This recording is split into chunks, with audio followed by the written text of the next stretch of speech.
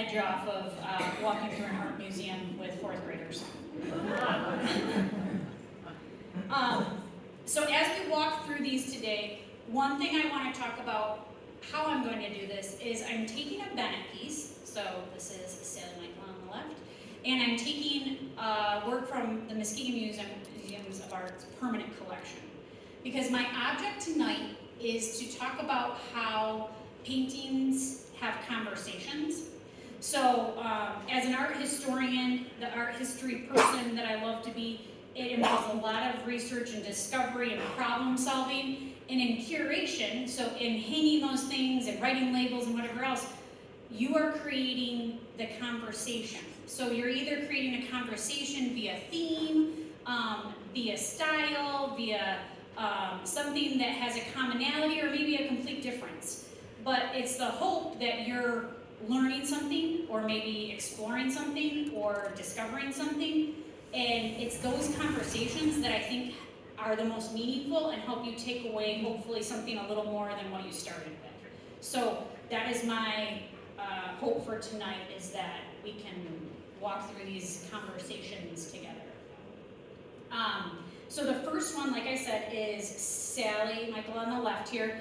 And this one, she is a painter and illustrator.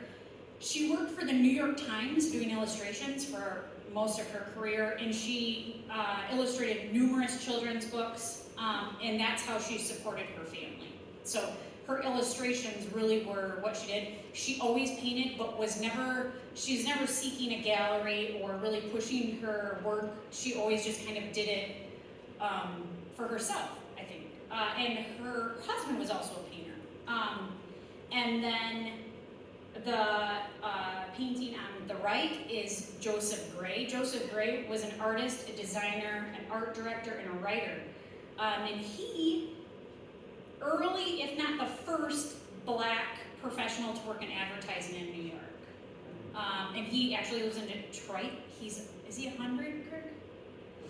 He's got to be close to it. We did an exhibition of his, but this piece has been in the collection for quite a while. And he had award-winning career. His award-winning clients were RCA. They did like VHS, in case anyone out there doesn't know what they did. Elizabeth Arden, Maxima, Exxon, GM, and CoverGirl. I mean, these are like massive names. So he was really prominent in his career too. But I love these two pieces together because I think they both have a strong use of color. And the most prominent color is really that yellow that washes them. And it's one of the strongest color in Joseph's, even though he has quite a few colors. But also the difference I like too, because they're realistic pieces, but bordering on abstraction. They both are kind of crossing that line together. But the body language of the two are very different. I feel like the muses are having kind of a conversation, and the yellow nude is a little bit despondent. And when I did my research, I found out that Sally, 3 years prior to this painting, had lost her husband. So I wondered if this is actually a reflection of that loss or that grief in that figure in the background that's shadowed and also a little despondent, could be her husband. Is that like a reflection of that grieving period or process of her life? So I really think this, and this one's actually, I put sizes on there because if anyone had sat through an art history class and you looked at slides, and I went to see the Mona Lisa, and I was like, what the hell? She is so small. So I want you to know the scale. So this is a pretty big piece, yellow nude, and oil on canvas, or the three muses, is quite smaller. So that also changes a painting, right? There's nothing better than anything in person, folks. Okay. So those are things. The thing I don't want to give the limelight to, but I do need to mention, is that her husband was famous enough himself. He was Milton Avery, and so I looked up her. I did my research, and then I looked up him, and I was furious. Nowhere do they mention her. She literally worked as an illustrator to allow him to be an artist. That's what she did. But nowhere does it mention that she's also an artist, or I was like, oh my gosh. But I wanted to show you how similar their works are. So this is one of his works. Like, look at this. So similar to hers. they worked in the same studio together. They did, they talked, they did all the things with their art together. And I'm like, man, who does this remind you of? Picasso and Gilot, anyone? Yeah. So those were the things that I was like, man, oh, that really just kind of irks me even more. But I wanted people to know that was a connecting point, because it was a big part of her life. And I'm sure that marriage was really strong in their works together. That'd be a really good show, by the way. Next one, Gertrude Abercrombie and Huey Lee Smith. So Gertrude Abercrombie is a strange duck, friends. One of her quotes is, she paints simple things that are strange. That's what she liked to paint. So a lot of her work has this really strong color palette. This is like often nighttime is her theme. And then a lot of the same imagery or symbols. So moons, owls, cats, flowers, her own self-portrait, snails are all kind of her thing. And she was considered the queen of bohemian artists. She lived in Chicago. She was really big into the jazz scene. Her friends were Dizzy Gillespie, Charlie Parker, and Sarah Vaughan. So that was really her kind of niche in life. They say she wore a pointed hat. She was really tall and thin, and she felt like she was always awkward, so she just kind of like rolled with it. So I'm imagining the kids in her neighborhood ran past her house. So I always had that vision of her.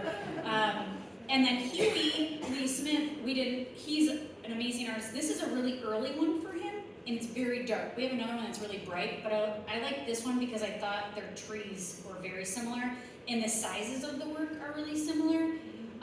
He uses landscape very much, and it's oftentimes representative of the Midwest. This is not. Maybe dunes, I don't know. But so that palette, but also another thing to think about is that he's also painting during the war. So I think that has a play into a lot of the ways in which he painted early on. He lightens as he ages in his palette colors. And he had fascinations too, although you don't see him in this. He was fascinated by the circus. His grandma never let him go to the circus. So he would paint streamers and balloons and things like that in his paintings as a reference to that kind of child fascination. Owls, for Gertrude, are considered one of her alter egos, and she liked them because they showcased wisdom and menace. Yeah. So, and they say there's one that just sold at auction. It had the legs were more pronounced, but it looks like they're almost like human-like, that she creates these owls so that you see. So she's actually, it's strange, but she is like one of my favorites too, because it's because she is so weird. Suzanne Baladon. So Suzanne Baladon, by the age of 6, was wandering Montmartre in France, in Paris, the Montmartre neighborhood, and she was born to a mother that was unwed, which obviously was super taboo. And by the time she was a teenager, she was working as a trapeze artist in the circus. She has the best stories. If you leave with anything, it'll be from Suzanne. I'm telling you. And then she has an accident and decides that she's going to model for artists. Well, thankfully, it was a hotbed at that time because the artist that she was modeling for was Toulouse-Lautrec. His parents were first cousins, by the way. That's why it's that funny. Renoir and Degas. Degas was like her mentor and good friend, and that's how she learns. She's self-taught, so she learns to paint by watching them. Degas nicknamed her the She-Devil. She really is she's her own person. She breaks tradition, because you also have to think right now her contemporaries are Mary Cassatt and another artist, Berthe Morisot. They're like the only two well-known American or women impressionists at that time. Mary obviously is like the pinnacle, right? And so she's not idealizing these forms, right? And that's why I used the John Sloan, because the John Sloan is the same exact year, but this one is very different, right? So the body compositions, the positioning, polar opposites, and you feel seduced by John Sloan, and I do not by Susan Valladon. So there's like those two things, right? Man and woman, different things. She really uses pattern as her really big portion of her compositions in really strong lines. I regret to not putting a picture in here, but if another person that uses really strong lines that does portraits is Alice Neal. She uses blue lines on her portraits, so look that one up. But one thing they do use that are a lot like that I love, the reason why I like to put these together is the skin tones. You see on her legs here, you see these greens and blues and yellows, and he uses that same. It's the same kind of, like, she's using it more heavily and not as refined, where he's really blending a lot, so it has that, it looks like skin, but really the coloration of that skin, I would really love to have side by side, because I think that would be a really fun comparison. And then, and he's also not known, he's not, like, nudes are not really his big thing. He's really well known for the Ashcan School, which was a school that decided they were gonna break from the Impressionist, like, ideal sunny days and really show kind of like the grittiness of the city life. So his most famous piece, if you're in Detroit, is McSorley's bar. So that is his most famous piece at the DIA. So that's a comparison that it's not always what he did. McSorley's bar is great. And then I wanted to do one more comparison because Guillemot is, when I found out this story, I was like, this is great. He'd been hanging out in the library for a long time with us, in our library, because we didn't have a very big museum, so he couldn't be out all the time. And now we do, he's out. So he is actually one of the founding fathers of Impressionism and the longest living of all of them. He died after Monet, but is like the least known, which is so sad. Because the highlight of his story is he worked on the highway crew in France to support his family, and then would dabble in art and was part of the Impressionist movement on the side.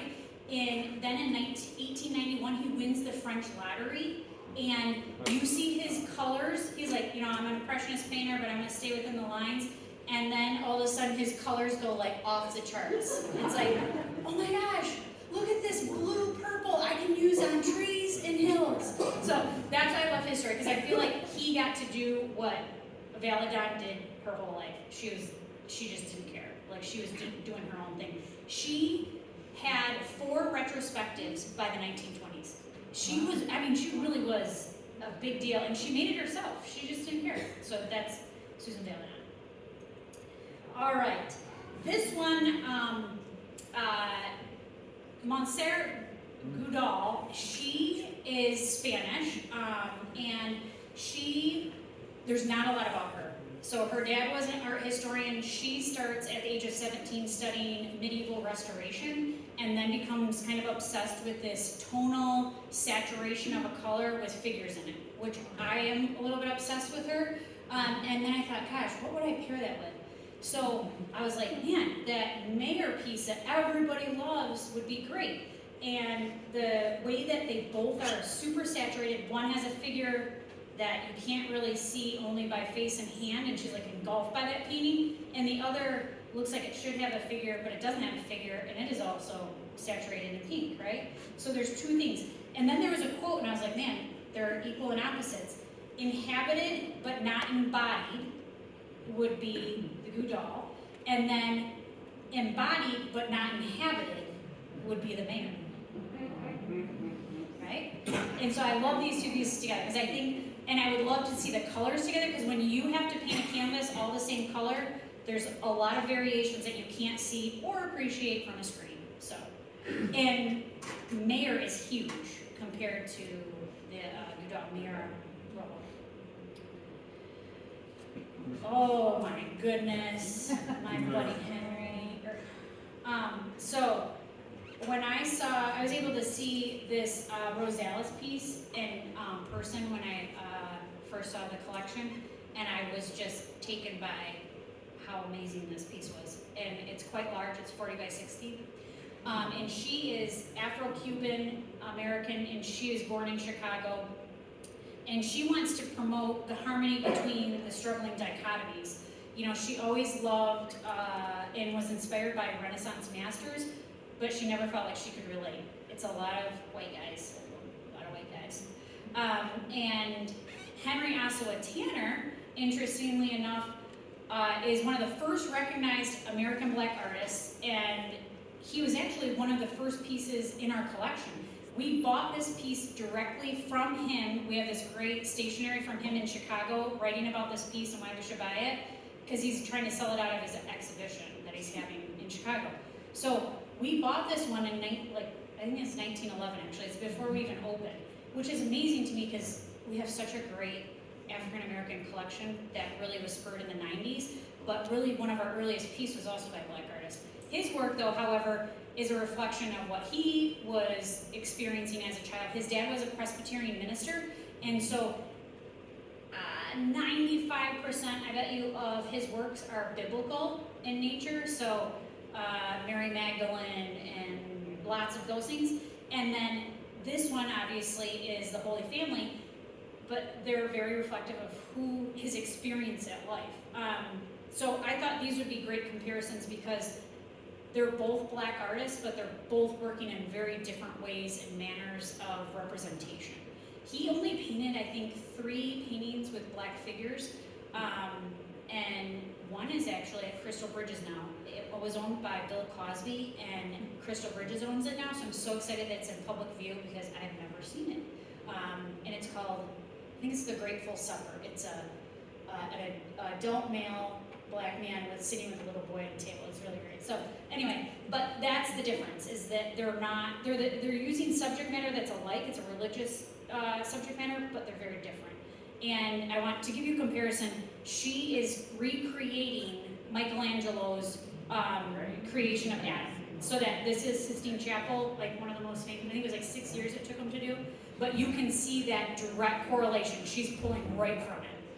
But she's putting these really strong female figures in there, which I think is great. Yeah. Then, one of the pieces that I was really drawn to when I was actually a docent here before I even started, intern docent, all these things, was Elizabeth Catlett. And this piece, I would want it set sideways just like this, because I think her face and then the face of this woman here would be like so great together. They you have 2 strong women. Catlett was she really wanted social reform, and she was very much embedded in making a voice for herself, and she liked using strong figures, and I'm like, man, I think they'd be friends. Harmonia and Elizabeth would have been great friends. And I think this voice of these 2 women working would be really great together, side by side. Oh man, this one. So Elaine de Kooning, it's massive. This is like one of the bigger pieces. And then Doriel Canny. So Elaine is a very strong, very independent woman. And she is a major part of the abstract expressionist movement. And if you've read 9th Street Women, she plays a really big role in that book. And she was the wife of William de Kooning, and like the more sad stories, she allowed him to take the limelight. So you have Elaine de Kooning, you have Lee Krasner, who single-handedly helped Pollock. I mean, the list goes on and on, but Elaine had a strong voice, and I think she still used it, and that's probably why everybody still knows who she is. Well, and she took his last name, which probably helps as well. But anyway, so she doesn't often do portraits of women. There's one of JFK. He's obviously clothed. And then, but this one, it was really interesting because Stephen wrote a journal entry on it on his site, the Bennett Collection, about, they did a little research after they bought it, because it's just called Nude with Jelly Beans. You don't know who it is. And so he does a little research, and he finds out that this woman's name is Denise LaSalle.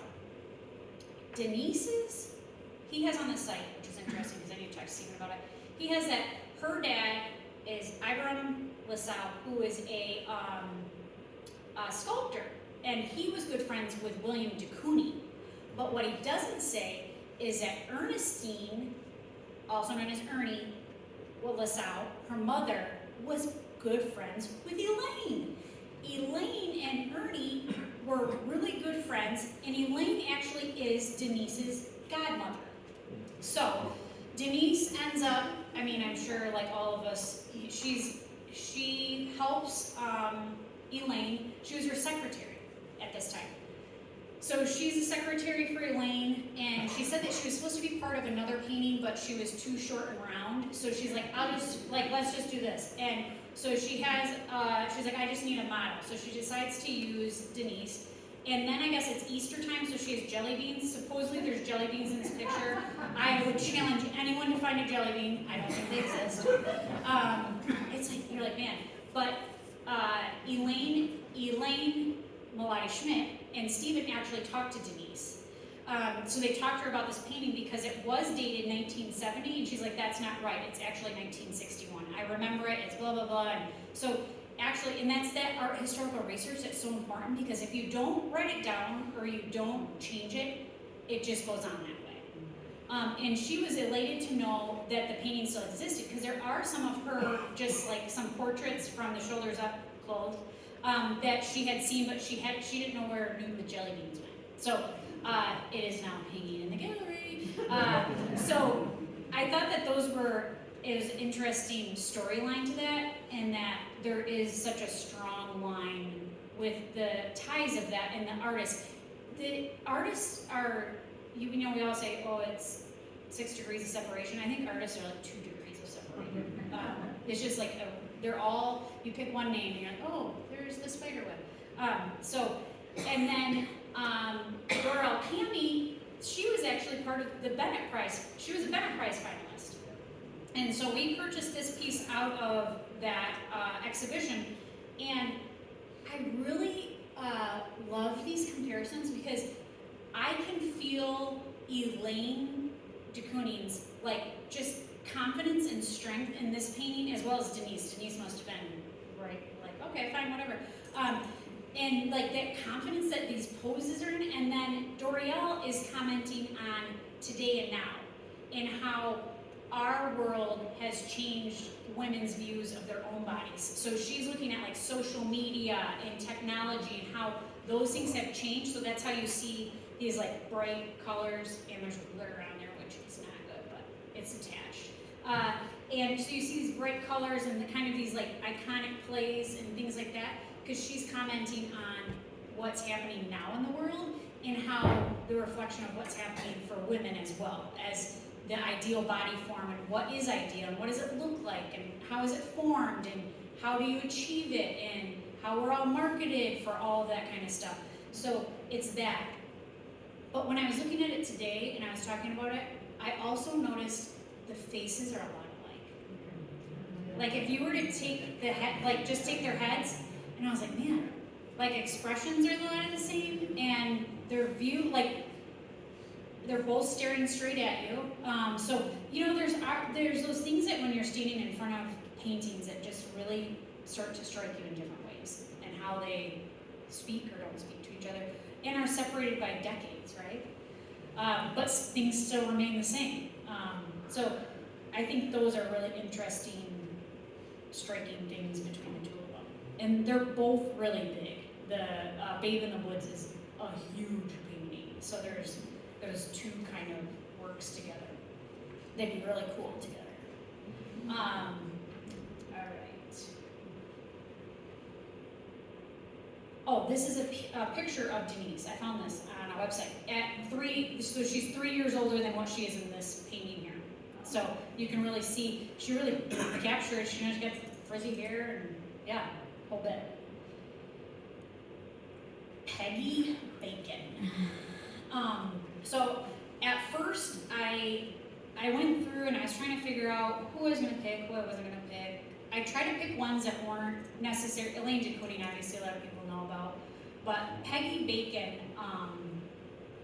I really felt, I didn't really know much about her, actually. I just was drawn to this piece, and it may be because I really like small pieces. It's only a little 12 by 8, it's like the size of a sheet of paper, right? And I was like, I really like that piece. And I was like, I really feel like it has a strong connection with Edward Hopper. And I put them together, and I started doing some research. And Peggy Bacon's parents did not believe in formal education. So she didn't go to school very often. She ends up studying with John Sloan. So remember the nude in the chair, and then McSorley's bar. And she ends up becoming really well known for satirical caricatures. There's this one really, I should put it up. There's one of Georgia O'Keeffe. Like they're really good. And that's really kind of what she utilizes. And I think another storyline that I often see, and even sometimes in male artists too, Edward Hopper is a case in point too, a lot of them use illustration for their means of income so that they can do their own art on the side, which actually reminds me a lot of I think of that illustration, hand illustration, to graphic arts today. I know a lot of graphic artists that are amazing artists, but that's kind of like their side gig so that they can be an artist as well, right? So you see, there is a comparison there. But so she does a lot of caricatures, she does a lot of illustrations, and then she becomes really interested in printmaking, and she teaches herself dry paint. So she really is pretty multifaceted as an artist. And but as I got to know more about her, she's really got a sense of humor. It's and I thought at first this painting was serious, and I was like, I don't know. I don't think it's really that serious. I think what she's doing is a tongue-in-cheek to, he's reading the newspaper and I can stand here nude and he does not notice me, right? Funny, not funny. And then you have Hopper, they're in a busy cafe and it looks like they're on a date, but she feels like they're on a date, but he doesn't notice her either, right? His is not funny, not funny. And his work is really somber. And I feel like sometimes he has the loudest paintings that are so quiet and sad. And I think New York Restaurant is one of them. And there'll be ones where it's someone's standing in a room and they'll be by themselves and oh yeah, that's really silent. But there's ones that are really busy and everybody I think can relate when you've been to a party and you don't feel like you belong, and it can be really busy, but it can be really lonely. So that so I was like, you know what, I'm gonna keep them in though, because I think it's two opposite feelings, even though they at first glance feel maybe a lot of the same. And I think they're just interesting in comparison of where they're at. And they both were in New York. They both were hanging probably around the same crowds. A lot of the same artists would hang around the same places, same bars, same cafes. Numerous stories, actually sad, in that 9th Street Women about artists who'd actually lose friends to starvation. Because they just didn't have money. So you can see how they work in the same circle. So I always think of do you think they take their paintings to the cafe and be like, hey, help me with this, how do I finish this? Or everybody goes back to so-and-so's studio and is like, what am I missing, So I always love to find out those little tidbits. But, so after I did that one, I thought, man, I don't want to just end with that one because that one's a little sad. And I was doing my research, I was like, what about, there's this Edward Hopper, so there's another Edward Hopper that's a nude in a window. And I was like, I'll use that one, and then when I learned more, I was like, I'm not going to use that one. And we don't own this one. This one, Williams College owns. But I was like, I'm going to use Reginald Marsh. Reginald Marsh, Tunnel of Love, this did not update with my size on that one. Reginald Marsh Tunnel of Love is quite large. And I was like, this one is so great, because they are in the same circles at the same time. And she actually has rendered I think it's a caricature, or at least I hope it is, of Reginald Marsh. But I felt like these were the humorous parts of what Peggy Bacon would have loved, because I could see Peggy Bacon saying her piece is Marriage on Ice, and Reginald Marsh's was Dating on Ice. So, it's those those bad dates. And actually, and I don't think it came through. Oh, it did. Oh, whew. Okay. This is a picture that Peggy Bacon did of Reginald Marsh. I was like, ooh. But I think Reginald Marsh put himself in 10 on 11. See? Yeah. I guess Peggy gets the last joke because, ooh, Reginald. Yikes. So that's just a tidbit of so many great pieces. So there's, I think, 67 pieces of the Bennett Collection in the exhibition. And it is just such a great representation of women in the arts. And I cannot wait for you to see it. But I wanted to give you some launching points for the pieces that you'll see, and then the old friends that you'll see in our galleries as well, because I think it's important to have those comparisons and have things to like think about and look at, all those things. And I can't let you leave without a little homework. So, when I was doing my research, I was like, yeah, there's a lot of things that we could do. First of all, I think you should visit the exhibition, which will open next week. And then I think reading about women artists is so vital to sharing their history and their life. And sometimes it takes, you kind of have to dig, but sometimes it's like a rabbit hole. So when I was learning about Ernie LaSalle, Denise's mom, I found her obituary, which was really helpful. So you just like dive down these rabbit holes. But there's a few books that I know. This one is in the store, the new museum store that she's setting up. This one is amazing. It feels like a doorstop, but it's an easy read.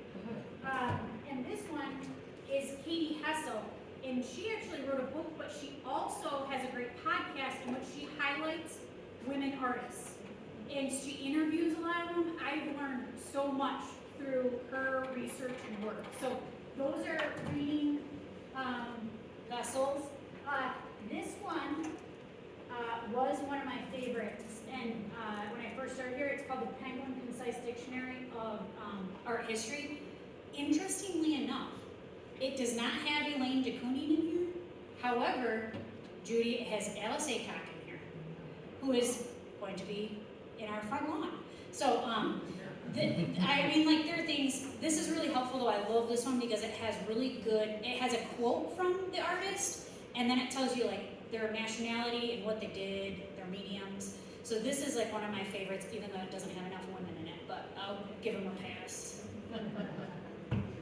And then when you come next week, you can purchase your very own Transcending Traditions catalog. So there's that too. You have lots of extra reading. And then I said, like I said, listen to podcasts. Like, I know when I go for walks or I'm cooking dinner or riding home, I try to like add in those extra pieces so that you can figure out how those pieces all fit together, who they were married to, because they were supporting them. And then lastly, I loved this Wikipedia edit-a-thon. I stole this idea, totally will own up to it. The National Women's Museum of Art has hosted these, and Heather and I are like, oh my gosh, this would be amazing. So literally, it's people coming together and editing Wikipedia or adding to it so that they can put in notable women artists and art world figures. So it's like, there are ways that we can actually do those things. However, I will say, it's super important that you read books. So my art history professor, who I dearly love, Tom Rollins, he would always say, you can do a lot of research on the internet, but anybody can write anything on the internet. It costs money, time to write a book. So go to the library, friends. So you got to do both. So those are the things that I think as lovers of art, trying to push women forward, that we can do together. So I hope to see everyone next week.